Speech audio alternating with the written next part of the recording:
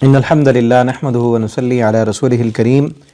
أما بعد أعوذ بالله السميع العليم من الشيطان الرجيم من همزه ونفخه ونفسه بسم الله الرحمن الرحیم قل آپ کہہ دیجئے هو الذی وہ ذات، اللہ تو وہ ذات ہے، انشأکم کہ اسی نے پیدا کیا ہے تم کو، وجعل اور اسی نے بنایا ہے لکم تمہارے لیے السمع کان، والابصار اور آنکھیں، والافئدۃ اور دل، قلیلا ما تشکرون بہت تھوڑے ہیں تم میں شکر کرنے والے۔ اللہ نے کیا فرمایا کہ کان بنایا ہم نے، آنکھیں بنائیں، دل بنائے، بہت تھوڑے شکر کرنے والے ہیں۔ اب کیا ہے کہ کانوں کا شکر یہ ہے کہ کانوں سے اللہ کی فرما برداری والی باتیں سنی جائیں، کانوں سے قرآن سنا جائے، زبان سے قرآن پڑھا جائے، اللہ کے احکامات بولے جائیں۔ کانوں کی ناشکری کیا ہے؟ اکثر لوگ کانوں سے غیبتیں سنتے ہیں، گالیاں سنتے ہیں، بری باتیں سنتے ہیں، گانے، فلمیں، ڈرامے، اور اپنی آنکھوں سے والابصار، آنکھوں سے کیا کچھ ہم دیکھتے ہیں، اللہ کی نافرمانی والی چیزیں جو دیکھتا ہے، ان چیزوں کو دیکھتا ہے جن چیزوں کے روکنے، جن چیزوں سے اللہ نے روکا ہے کہ ان کو نہیں دیکھنا۔ قل للمؤمنین یغضوا من ابصارہم وقل للمؤمنات یغضضن من ابصارہن، یہ آنکھوں کے نافرمانی ہے نا۔ اور جب سے یہ نیٹ آیا ہے اس نے تو ہماری تنہائیاں امتحان بنا دی ہیں۔ تو میرے بھائی اور دوستو، اپنے آنکھوں اور کانوں کی حفاظت کریں، نہ دیکھیں وہ منظر۔ نیٹ یوز کرنے والے میرے بھائی، ابھی بھی آپ موبائل پر، اللہ کا فضل ہے کہ آپ قرآن سن رہے ہیں، آپ نے اچھے کام کے لیے استعمال کیا ہے۔ اور جب بھی نیٹ چلاتے ہوئے، فیس بک، واٹس ایپ، ادھر ادھر استعمال کرتے ہوئے کوئی بھی تصویر آئے، کوئی ایسا کلپ آئے، غلط چیزیں آئیں، فوراً ان کو سائڈ پہ کر دیں، ان کو سکپ کریں، پیج بدلیں، ادھر ادھر جائیں۔ اللہ رب العالمین آپ کو ایمان کی لذت عطا فرما دیں گے، ورنہ اگر پڑ گئے فحاشی اور یانی کی طرف تو پھر ایمان کی لذت اور مٹھاس ختم ہو جائے گی۔ والافئدہ اور دل کا کیا ہے کہ دل میں اللہ کی یاد ہو، دل میں اللہ کی محبت ہو، وہی بندہ شکر کرنے والا ہے۔ جو کانوں کو اللہ کی فرما برداری میں استعمال کرے،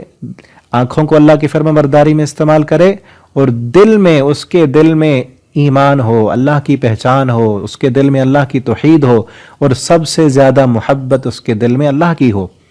اب جس بندے کے دل میں سب سے زیادہ محبت ایک عورت کی ہو، ایک لڑکی کے پیچھے وہ اپنا جینا مرنا ختم کر دے، تو وہ تو ناشکرا ہے،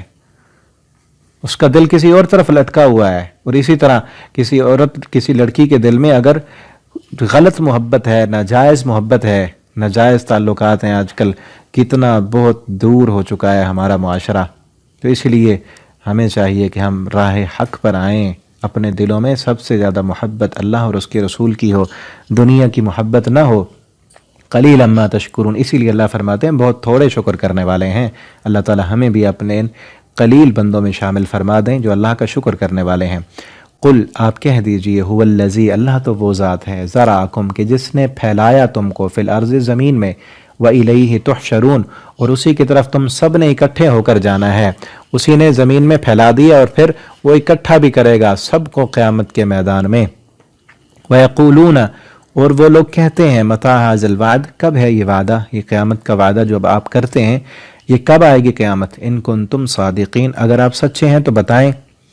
قل آپ، اے میرے نبی آپ کہہ دیں، انما العلم عند اللہ، بے شک اس وعدے کا علم، قیامت کا علم، عند اللہ، اللہ کے پاس ہے۔ وانما انا نذیر مبین، میں تو واضح ڈرانے کے لیے آیا ہوں، میں صرف ڈراتا ہوں کہ وہ آئے گا دن، جہنم ہوگی، جنت ہوگی، نافرمانوں کو جہنم میں ڈالا جائے گا، وہاں جلیں گے، چیخیں چلائیں گے، فرما برداروں کو جنت ملے گی، انعامات ملیں گے، لیکن یہ مجھے پتہ نہیں ہے کہ وہ قیامت آئے گی کب۔ لیکن یہ اللہ تعالیٰ نے ساتھ فرما دیا کہ جب آئے گی نا تو پھر کیا ہوگا۔ اصل میں وہ انتظار کرتے تھے کہ اگر سچ ہے نا، ہے قیامت، تو دیکھیں گے تو مان لیں گے۔ اللہ فرماتے ہیں جب تم دیکھ لو گے نا تب ماننے کی مہلت نہیں دی جائے گی، بن دیکھے مان لو تب فائدہ ہے۔ اگر اس انتظار میں ہو کہ جب آئے گی نا قیامت ہم دیکھیں گے تو پھر مان لیں گے جلدی جلدی، اللہ فرماتے ہیں اس وقت ماننے کی تمہیں پھر مہلت نہیں دی جائے گی۔ فلما پس جب رأوہ وہ دیکھیں گے اس کو، اس وعدے کو، اس قیامت کو، زلفتن اپنے قریب سے، سیئت سیاہ ہو جائیں گے، وجوہ چہرے، الذین ان لوگوں کے، کفروا جنہوں نے کفر کیا، جنہوں نے اس قیامت کو نہ مانا نا، انکار کیا، تو جب دیکھیں گے اس جہنم کو، قیامت کو اپنے سامنے سے، چہرے سیاہ ہو جائیں گے، اور اس وقت کہا جائے گا حاذا یہ ہے الذی وہ وعدہ کنتم بہ تدعون جسے تم بلاتے تھے، جس وعدے کو تم مانگتے تھے نا کہ کہاں ہے جہنم، کہاں ہے قیامت، یہ اب آ گئی ہے۔ اور پھر قل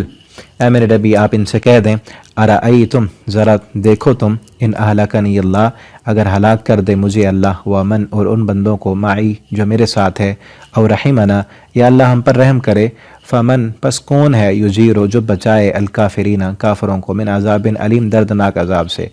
مسلمانوں پر کوئی آزمائش آتی نا، کوئی مشکل آتی تو کافر کہتے کہ دیکھو مسلمان کس طرح جو ہے نا مصیبت اور مشکل میں پھنسے ہوئے ہیں، اگر ان کا رب ہوتا تو ان کو بچاتا نا۔ نبی کریم صلی اللہ علیہ وسلم کے ذریعے اللہ تعالیٰ نے کہا کہ ان کافروں سے کہو اگر اللہ ہمیں کوئی آزمائش دے، دنیا میں کسی تکلیف میں آزمانے کے لیے مبتلا کر دے یا ہم پر رحم کرے تو ہمارا معاملہ تم اپنی فکر کرو، اپنے بارے میں بتاؤ، اس قیامت کے عذاب سے جب وہ آئے گا نا تمہیں کون بچانے والا ہوگا۔ ہمیں تو طمع اور امید تو ہے نا کہ اللہ نے دنیا میں ہمیں اگر مشکلات میں رکھا ہے تو ان مشکلات کے بعد آسانیاں آئیں گی، ان مع العسر یسرا، اللہ نے وعدے بھی کیے ہیں آگے آسانیوں کے، آسائشوں اور آرام کے، جنت کے۔ تم اپنی فکر کرو تمہارا کیا بنے گا۔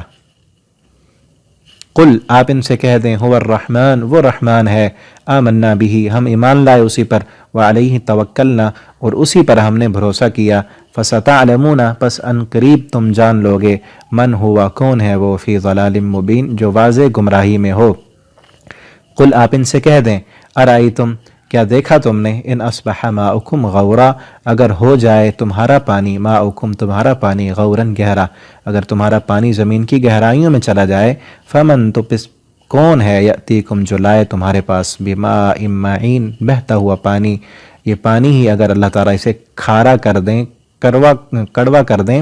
یا زمین کی گہرائیوں میں یہ چلا جائے تم نکال ہی نہ سکو تو پھر کون تمہیں پانی پلائے گا۔ اس لیے پانی پی کر اللہ کا شکر ادا کرو اور اللہ کے فرما بردار بن جاؤ، یہ ساری نعمتیں اللہ کی ہیں۔ اللہ تعالیٰ سے دعا ہے اللہ رب العالمین ہمیں اس سورت کو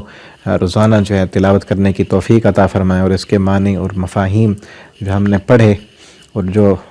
رہ گئے ہیں اللہ تعالیٰ ان کی بھی ہمیں سمجھ دے، اور اس کے مطابق اللہ ہمیں زندگی بسر کرنے کی توفیق عطا فرما دیں۔ والسلام علیکم ورحمۃ اللہ وبرکاتہ۔